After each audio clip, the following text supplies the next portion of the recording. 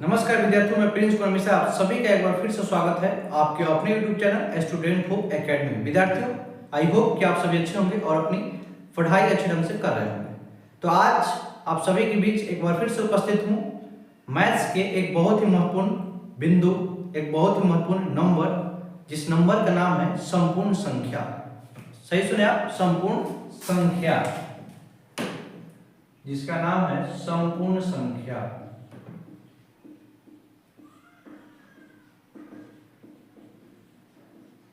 जिसको अंग्रेजी में हम परफेक्ट नंबर के नाम से जानते हैं। परफेक्ट नंबर, जिसको अंग्रेजी में हम कहें तो परफेक्ट नंबर के नाम से हम लोग जानते हैं। संपूर्ण संख्या, परफेक्ट नंबर। संपूर्ण संख्या, परफेक्ट नंबर क्या होता है? तो संपूर्ण संख्या या परफेक्ट नंबर एक वैसी संख्या होती है जिसके सभी गुणनखंडों का योगफल उस संख्या के दोगुने के बराबर होता है। जी आप सही सुने हैं, परफेक्ट नंबर या संपूर्ण संख्या वैसी संख्या होती है जिसके सभी गुणनखंडों का योगफल उस संख्या के दोगुने के बराबर होता है। तो हम क्या लिखेंगे परिभाषा रूप में कि वैसी संख्या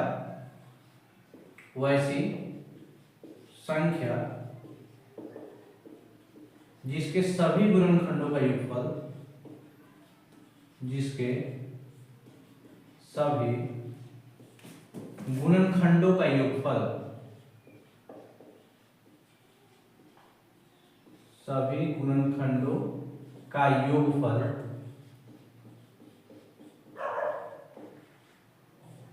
उस संख्या के जिसके सभी गुणनखंडों का योगफल उस संख्या के दो गुने से, उस संख्या के दो गुने के बराबर होता है, दो गुने के बराबर होता है। क्या जाने हम संपूर्ण संख्या के बारे में? वैसी संख्या जिसके सभी गुणनखंडों का योगफल उस संख्या के दो गुने के बराबर होता है। ठीक है, अब ये तो हो गई परिभाषा। अब आप कहेंगे थोड़ा सा इसको उदाहरण के तौर पर समझाइए। तो देखिए, उदाहरण के तौर पर अगर हम बात करें तो देखिए, मान के चलिए कि हम एग्जाम्पल के रूप में संख्या ले लेते हैं कोई, मान के चलिए कि हम 6 ले लें। अब 6 के सभी गुणनखंड के बारे में अगर हम बात करें, 6 के सभी गुणनखंड, 6 के सभी गुणनखंड, तो 6 के सभी गुणनखंड में हमें क्या मिलेगा? 1, 2 मिलेगा, 3 मिलेगा और हमें 6 मिल जाएगा। इसके अलावा 6 के और कोई गुणनखंड नहीं हो सकते।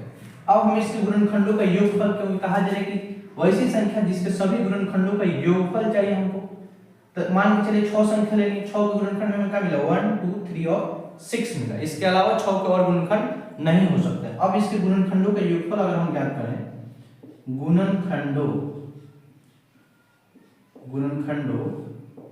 का योगफल, अगर हम गुणनखंडों के योगफल की बात करें तो क्या मिलेगा हमको? 1 प्लस में 2 प्लस में 3 प्लस में 6। क्या मिलेगा हमको? 2 1 3 3 3 6 और 6 6 कितना हो जाएगा? 12। अब उसके बाद हम क्या जाने तो उस संख्या के दोगुने के बराबर होता है। उस संख्या के दोगुने यानी कि 2 गुने 6। तो आप देख सकते हैं कि 12 जो है उसको हम 2 गुने 6 के रूप में लिख सकते हैं, जो हमें 12 ही मिलेगा। तो इस तरीके से हम कह सकते हैं कि 6 जो है एक संपूर्ण संख्या यानी कि परफेक्ट नंबर है। ठीक है, हम देख सकते हैं 6 के जितने सारे गुणनखंड है अगर उसको जोड़ने पर हमें मिल रहा है 12, और 12 जो है 6 के दोगुने के बराबर होता है। इसी तरीके से एक और संख्या हम ले लेते हैं, मान के चलिए हम ले लिए 28। 28 गुणनखंड के बारे में बात करें, हम 28 के सभी गुणनखंड के बारे में बात करें तो हमें क्या क्या मिलेगा देखते हैं। 28 के सभी गुणनखंड क्या मिलेगा हमें? 1 2, आप जानते हैं कि 1 जो है सभी संख्याओं के गुणनखंड होते हैं। ठीक है, 1 2, फिर हमें मिल जाएगा क्या? 4, फिर हमें मिलेगा 7, फिर हमें मिलेगा 14, फिर मिलेगा हमें 28। इसके अलावा 28 गुणनखंड जो है नहीं हो सकता। हमें क्या क्या मिला? 1 2 4 7 14 और 28 मिला हमें। ठीक है, अब देखिए इसके सभी गुणनखंडों का योग करते हैं।